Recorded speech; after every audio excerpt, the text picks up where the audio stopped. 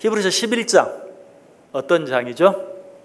믿음장이죠. 믿음장. 히브리서 11장 믿음장. 여러 믿음의 위대한 선배들에 대해서 우리에게 이야기해 주는 장이 히브리서 11장입니다. 자, 히브리서 11장이 끝나고 히브리서 몇 장이 나오죠? 마스크를 껴주니까 대답도 안 하시네요. 히브리서 몇 장이 나와요? 예. 어떻게 하셨어요? 그 어려운 거를. 히브리서 11장이 끝나고 히브리서 12장이 나옵니다. 그래서 이제 히브리서 12장에서는 우리도 히브리서 11장에 있는 믿음의 영웅들처럼 신앙생활 잘하자, 잘해보자, 무엇보다 어떻게 하면 잘할 수 있는가에 대해서 우리에게 이야기해 주고 있어요. 그런데 그 첫 번째 방법이 1절에 나와 있어요. 그 1절에 내용을 다시 한번 읽어보면, 이러므로 우리에게 구름같이 둘러싼 허다한 증인들이 있으니 모든 무거운 것과 얽매이기 쉬운 죄를 벗어버리고 인내로써 우리 앞에 당한 경주를 한다라는 내용이에요. 쉽게 얘기하면 믿음의 선배들을 본받아야 된다. 히브리서 11장에 여러 위대한 믿음의 선배들을 쫙 이야기하고 12장에 와서 첫 번째로 너희들도 그들과 같이 되기를 원하느냐, 너희도 그들처럼 신앙생활을 잘하기를 원하느냐, 그러면 그들을 본받아야 된다. 그들을 바라보고 그들이 한 대로 너희도 따라 행해야 한다라고 얘기하고 있어요. 자, 그런데 오늘은 이것에 대해서 말씀드리려고 하는 게 아니고 오늘 본문 2절에 있는 말씀에 대해 생각해 보려고 하는데, 그러면 1절 말씀에 이어서 2절에 나오는 말씀은 어떤 것인가? 다시 본문을 보시면 믿음의 주요 또 온전케 하시는 이인 예수를 바라보자. 누구를 바라보라고요? 예수를 바라보라. 1절에서는 믿음의 선배들을 바라보라. 위대한 신앙의 증인들, 믿음의 증인들을 바라보라. 그러나 그보다 더 중요한 것이 있다. 그것이 무엇인가? 우리 주 예수 그리스도를 바라보라. 자, 그런데 예수 그리스도의 무엇을 바라보라는 말인가?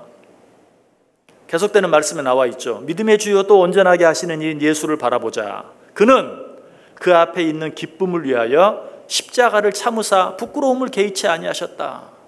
자, 어떤 예수님을 바라보라는 것이 자기 앞에 있는 십자가의 고통을 참아내신, 십자가의 고난을 견뎌내신 예수님을 바라보라라고 말하고 있어요. 예수님은 항상 자기 뜻보다도 아버지의 뜻을 더 생각하셨죠. 예수님은 자기 자신의 영광보다도 항상 아버지 하나님의 영광을 먼저 챙기셨죠. 여러분, 자기보다 남을 챙기는 사람들은 어때요? 힘든 일이 많아요. 자기만 생각하면 쉬운데 항상 자기보다 다른 사람을 생각하고 다른 사람을 챙기고 하는 사람들은 배로 힘들게 돼 있어요. 자, 우리 예수님 자기 뜻을 생각한 것이 아니라 하나님의 뜻을, 자기 영광을 생각한 것이 아니라 하나님의 영광을, 그러다 보니까 그가 당해야 할, 겪어야 할 고통도 고난도 너무나 많았어요. 심지어는 어떤 고난까지? 십자가 위에서 죽임을 당하는 고난까지 당해야 했고 그것을 견뎌내셔야만 했어요. 이 예수님을 바라보라.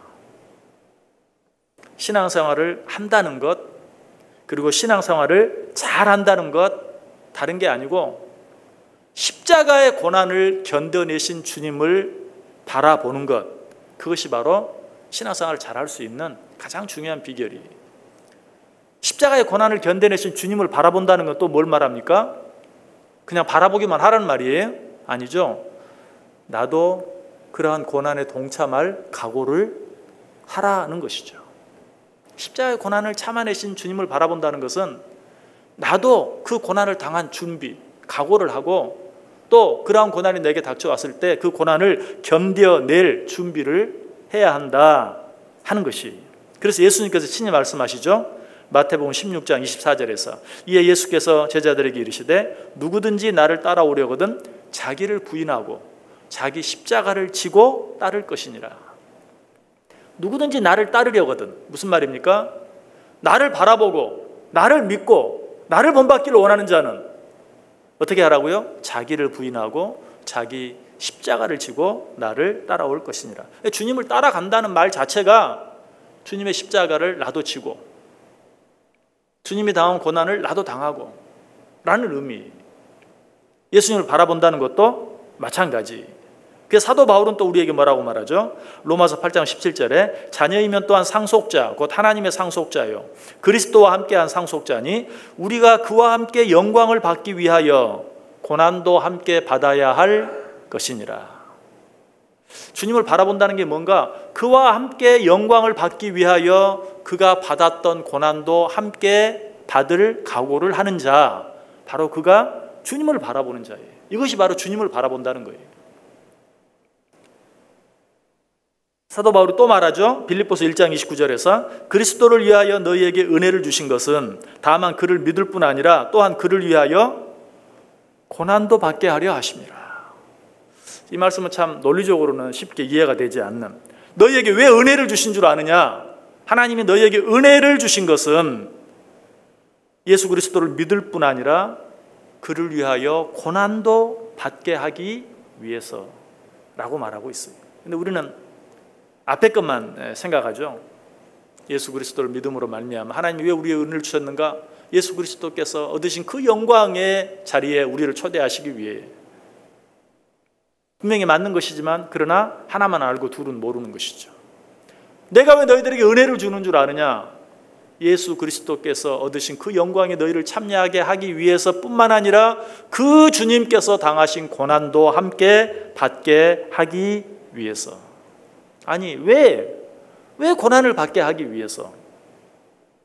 왜 우리로 하여금 고난을 받게 하십니까? 그냥 고난 없이 영광에 들어가면 더 좋지 않습니까? 여러분, 그거는 말은 그렇게 할 수 있지만 사실은 말이 안 되는 것이. 고린도후서 1장 5절에 이렇게 말해요. 그리스도의 고난이 우리에게 넘친 것 같이 우리가 받는 위로도 그리스도로 말미암아 넘치는도다. 고난 없는 기쁨? 굉장히 듣기 좋죠. 고난 없는 기쁨. 그런데 여러분, 고난이 없으면 기쁨도 없습니다. 그래서 세상에서 고생하지 않는 사람들, 이거 딱 잡아서 그냥 단정적으로 말할 수는 없지만 우리 쉽게 예를 들어서 부족함이 없는 집안에 태어나가지고 아무런 고생도 하지 않고 자란 재벌의 자녀들, 여러분 TV 뉴스에서 가끔 만나죠.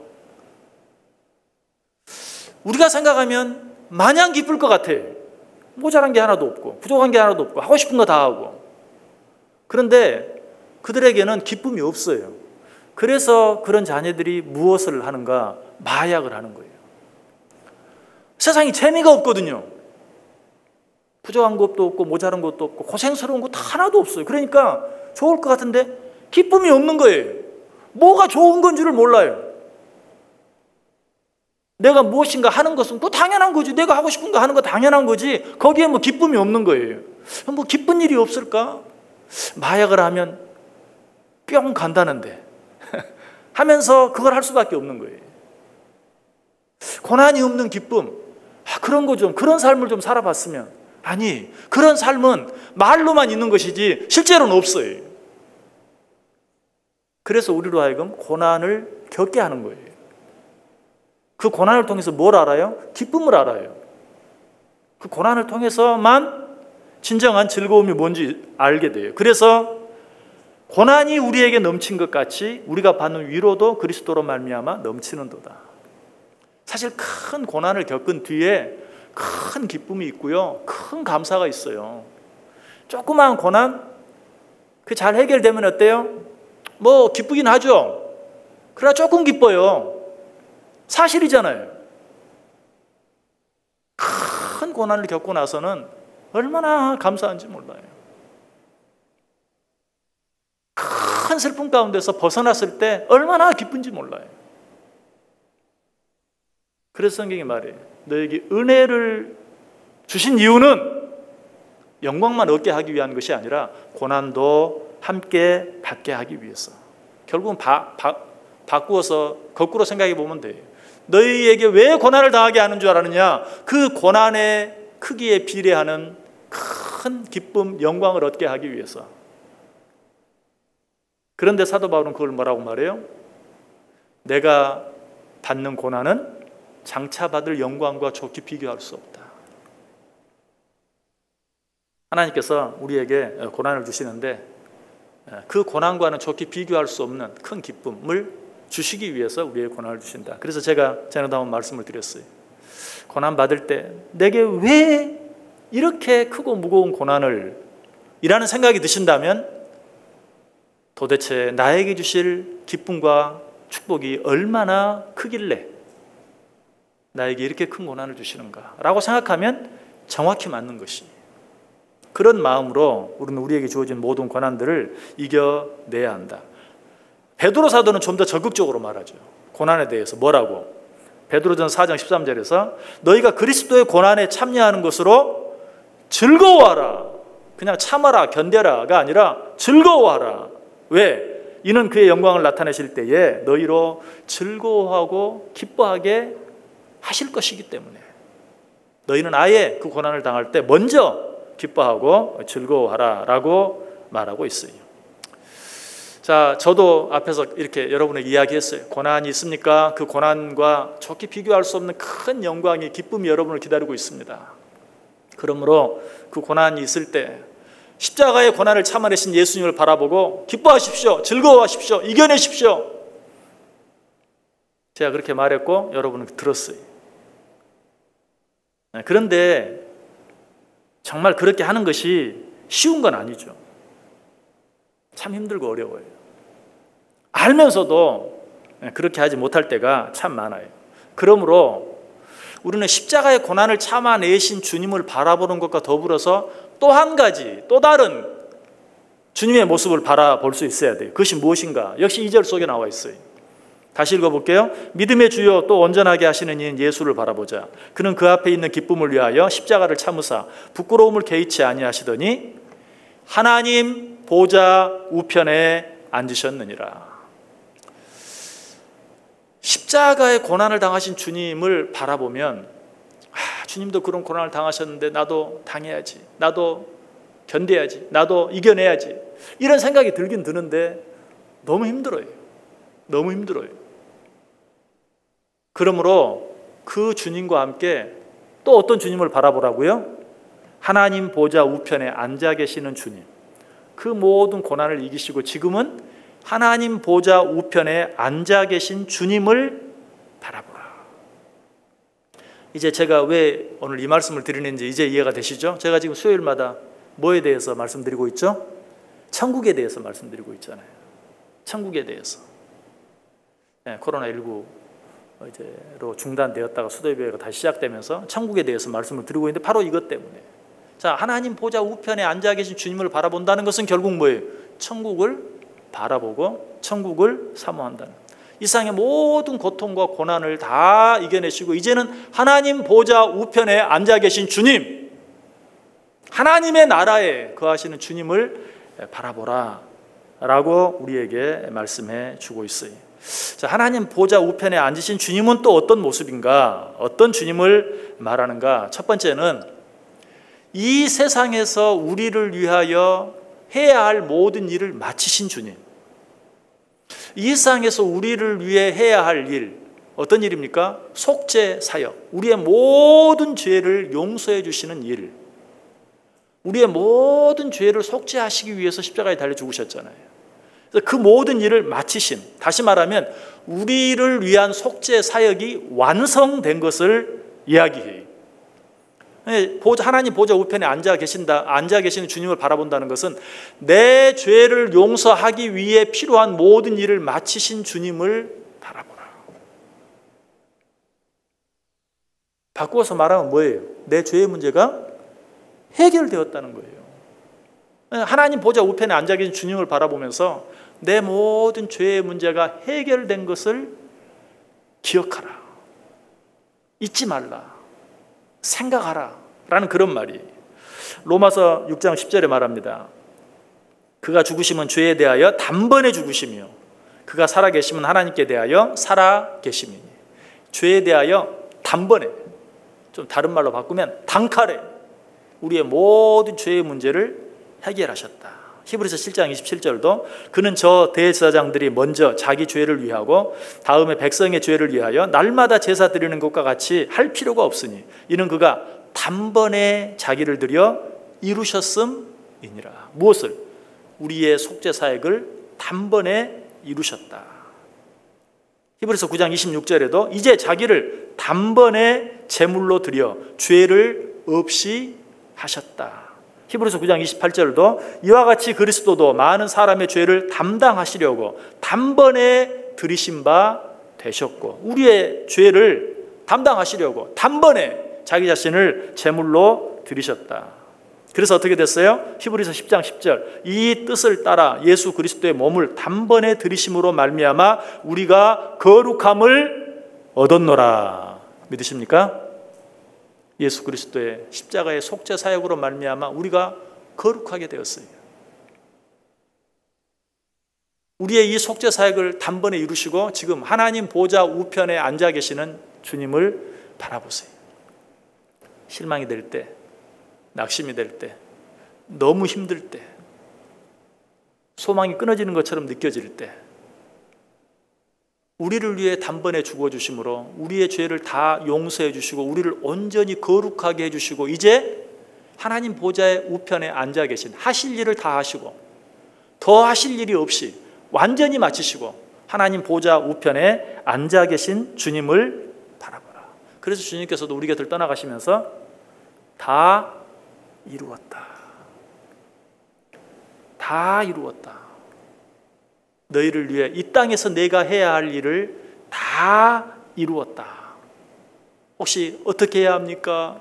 걱정이 되고 염려가 되고 힘들 때가 있느냐? 이제는 그 모든 일을 다 마치고 하나님 보좌 우편에 앉아 있는 나를 바라보라 라고 우리를 위로해 주고 격려해 주고 있는 것이.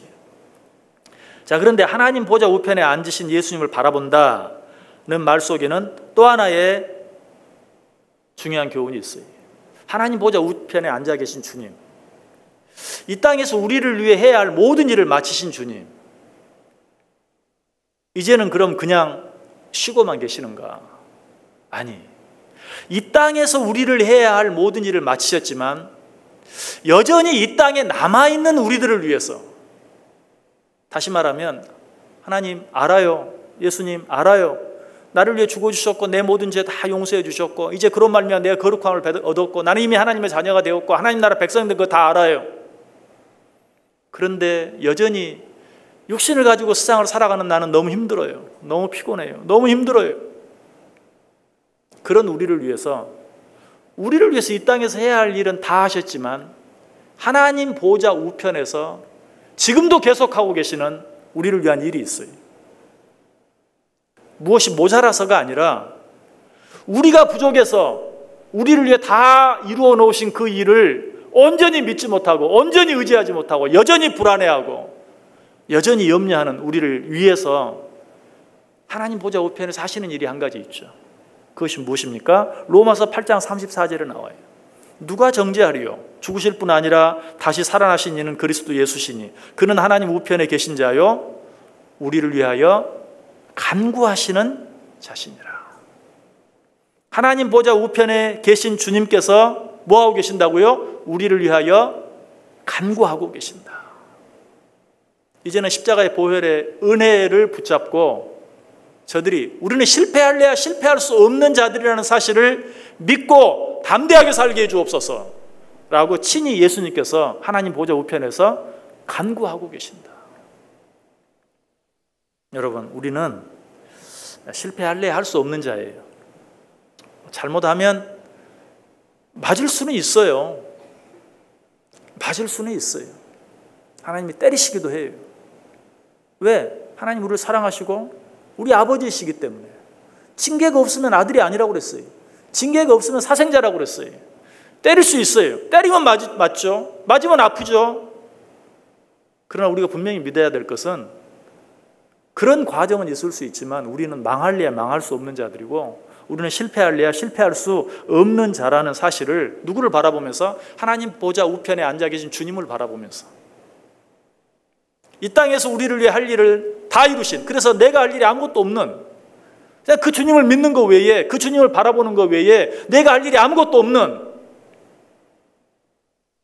그 주님을 바라본 것 동시에 그러면서도 우리는 연약해서 여전히 의심하고 불안해하고 두려워하고 하는 그런 우리를 위해서 지금도 하나님 보좌 우편에서 우리를 위해 기도하고 계시는, 간구하고 계시는 그 주님을 바라보라 라고 말하고 있어요.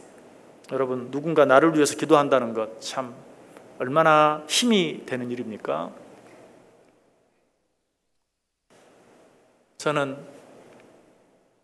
저에게 힘이 되는 기도, 먼저는 제 아내의 기도입니다. 저를 위해서 기도하겠죠? 어떻게 생각하세요? 예, 틀림없이 기도할 거예요. 부모의 기도, 부모님들 틀림없이 기도합니다. 그리고 여러분의 기도, 좋을 땐 좋아서 기도해주고 미울 땐 미워서 기도해주고 그렇죠? 정말 힘이 돼요. 그걸 믿기 때문에 의심하지 않아요. 그냥 담대해요. 그런데 그 기도도 정말 힘이 되는데 더 힘이 되는 기도는 뭐예요? 나를 위해 죽어주신, 제 아내도 나를 위해 죽지는 않았어요. 혹시 그런 일이 생기면 어쩔 줄은 몰라도 제 부모도 저를 위해서 죽지는 않으셨어요. 여러분도 기도해 주신다는 건 믿지만 나를 위해 죽어줄지는 저도 잘 모르겠어요. 그러나 이미 나를 위해 죽어주신, 나를 위해 내가 해야 할 모든 일을 다 이루어주신, 완전히 끝내주신 그 주님께서 하나님 보좌 우편에서 나를 위해 기도하고 계신다. 얼마나 힘이 되고 얼마나 놀라운 사실입니까? 이 주님을 바라보라. 참 우리는 그럼에도 불구하고 너무나 적은 일로 인해서 염려하고 걱정하고 있어요. 근심하고 있어요. 정말 믿음이 적은 것이. 이제는 우리가 늘 부르는 찬송 복음성가 가사 있죠? 당신이 지쳐서 기도할 수 없고 눈물이 빗물처럼 흘러내릴 때 주님은 아시네 당신의 약함을 사랑으로 돌봐주시네. 누군가 널 위하여 누군가 기도하네. 내가 홀로 외로워서 마음이 무너질 때 누군가 널 위해 기도하네. 그 누군가가 누구십니까? 우리 주님, 우리 주 예수님. 나를 위해 십자가에 달려 죽어주시기까지 하신 그 주님. 그 주님이 기도하시는데 제 아내도 저를 위해 기도하다가 좋을 수도 있고 잠잘 수도 있고 부모도 그렇고 여러분도 그렇고, 그러나 우리 주님은 어때요? 졸지도 아니하시고 주무시지도 아니하시고 우리를 위해 기도하시고 우리와 함께 해주신다. 또 제 아무리 나를 사랑하는 사람이라 할지라도 나를 잊어버릴 수 있어요. 부모도 자식을 잊어버릴 때가 있죠. 뭔가 너무 좋으면 잊어버릴 수 있어요. 그래서 성경은 우리에게 뭐라고 말합니까? 여인이 그 젖먹는 자식을 혹 잊는다 할지라도 나는 너희를 잊지 않겠다. 젖먹이를 둔 여인, 엄마는 그 아이를 잊어버릴 수가 없는 거죠. 왜요? 젖먹일 때가 지나면 젖이 불어서 아프거든요. 잊어버렸다가도 다시 기억에 낼 수밖에 없어요. 그런데 혹 젖먹이는 아이를 둔 엄마가 그 젖먹이 아이를 잊어버린다 할지라도 나는 너희를 잊어버리지 않겠다라고 말하고 있어요. 그러므로 우리는 이 하나님을 믿는, 이 주님을 믿는 우리의 고백은 무엇이 되어야 합니까? 주님께서 나를 위해 기도하시니 내가 이제 무엇을 염려하리요? 내가 이제 무엇을 두려워하리요? 실제로 히브리서 기자는 그렇게 고백하죠. 히브리서 13장 6절에서 그러므로 우리가 담대히 말하되 주는 나를 돕는 이시니 내가 무서워하지 아니하겠노라. 사람이 내게 어찌 하리요? 주님이 나를 위해 기도하고 계시는데 사람이 내게 어찌 하겠는가? 여러분, 좀 무섭고 걱정이 되는 일이 있습니까? 주님이 보고 계시는데, 주님이 하나님 보좌 우편에서 내려다보고 계시는데, 아니 그 주님이 나를 위하여 졸지도 아니하시고 주무시지도 아니하시고 간구하고 계시는데 내가 무엇을 무서워하리요? 내가 누구를 두려워하리요? 한 가지 더, 하나님 보좌 우편에 계신 주님을 바라본다는 거 어떤 의미가 있는가? 요한복음 14장 1절, 2절, 3절 우리가 생각해 보았죠. 이 천국에 대해 생각하면서 이 구절을 가지고 한번 설교를 했었어요. 너희는 마음에 근심하지 말라. 하나님을 믿으니 또 나를 믿으라. 내 아버지 집에 거할 곳이 많도다. 그렇지 않으면 너희에게 일렀으리라. 내가 너희를 위하여 거처를 예비하러 가노니 가서 너희를 위하여 거처를 예비하면 내가 다시 와서 너희를 내게로 영접하여 나 있는 곳에 너희도 있게 하리라. 자, 이 말씀 속에 하나님 보좌 우편에 앉으신 주님을 바라본다는 게 뭘 말하는가? 주님이 뭐라고 말씀하셨어요? 내가 먼저 가서 거처를 예비한 후 다시 와서 너희를 나 있는 곳에 있게 하겠다. 그러므로 하나님 보좌 우편에 앉아 계신 주님을 바라본다는 것은 저 자리가 내 자리. 맞죠? 나 있는 곳에 너희도 함께 있게 하리라.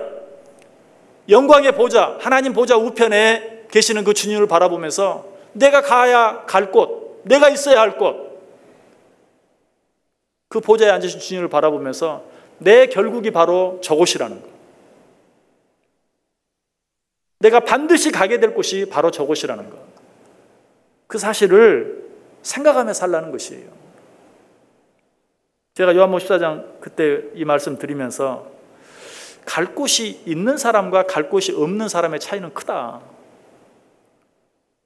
자, 여러분은 외국에 나가서 여행하면서 힘들고 어렵지만 그 힘들고 어려운 게 하나도 힘들고 어려운 게 아니고 오히려 좋은 기억이 되고 추억이 되는 이유가 뭐예요?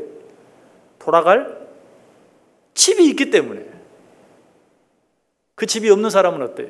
시간이 지나면 지날수록 불안하고 힘들고 어려울 수밖에 없어요.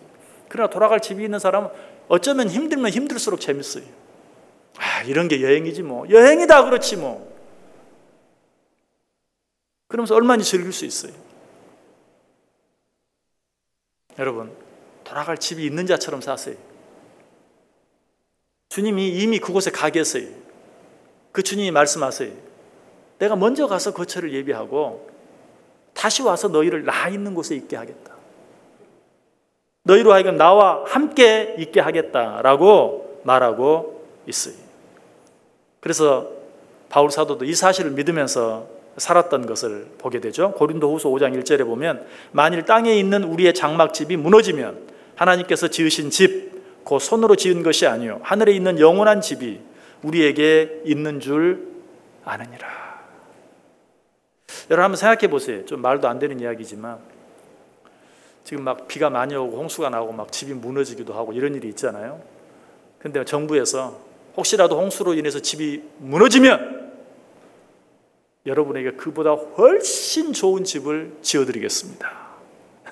그러면 어떨까요? 무슨 말도 안 되는 얘기를. 맞아요. 일상에서는 말이 안 되는 이야기예요. 근데 사실 하나님께서 그렇게 말하고 있어요. 이 세상 장막집이 무너지면 그때는 어때요? 손으로 짓지 아니한 영원한 집. 그 어떤 것에 의해서도 무너지지 아니하는, 일상에서는 슬픔이 있고 아픔이 있고 고통이 있지만 슬픔도 없고 아픔도 없고 고통도 없는 그런 집을 내가 너희에게 허락해 주겠다. 내가 먼저 가서 그런 거처를 예비하고 내가 거기에 앉아 있다가 다시 와서 너희를 나 있는 곳에 나와 함께 있게 하겠다. 뭘 염려하느냐? 뭘 두려워하느냐라고 우리에게 말씀하고 있어요. 그 천국의 모습을 요한계시록 21장 4절은 이렇게 기록하고 있죠. 모든 눈물을 그 눈에서 닦아주시니 다시는 사망이 없고 애통하는 것이나 곡하는 것이나 아픈 것이 다시 있지 아니하리니 처음 것들이 다 지나갔음이로라. 이게 천국의 모습이에요. 이게 천국에서 우리가 부를 노래예요. 아픔도 없고 눈물도 없고 고통도 없고 슬픔도 없고 그 모든 것들은 다 아련한 추억으로 다 지나간 것이 지금은 영원히 무너지지 아니할 참으로 아름다운 그러한 집만이 우리 앞에 있어요.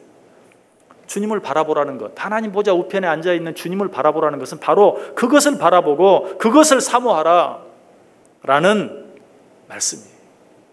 우리는 비록 이 세상에 살고 있지만 우리는 바로 이 하나님의 나라를 사모할 수 있어야 돼요. 자, 주님께서 하나님 보좌 우편에서 우리를 위해 기도하시는데 그 기도의 내용이 무엇일까? 이 세상에서 우리 곁을 떠나가시면서 예수님께서 드렸던 마지막 기도, 요한복음 17장에 나오는 대제사장의 기도, 거기에 보면 지금 하나님 보좌 우편에서 우리를 위하여 무엇을 위해 기도하고 계실까 엿볼 수 있어요. 요한복음 17장 24절에 아버지여 내게 주신 자도 나 있는 곳에 나와 함께 있어 아버지께서 창세전부터 나를 사랑하심으로 내게 주신 나의 영광을 그들로 보게 하시기를 원하옵나이다.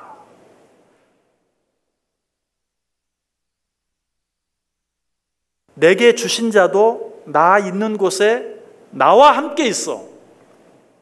아버지께서 창세전부터 내게 주신 그 영광을 저들도 보게 해 주옵소서.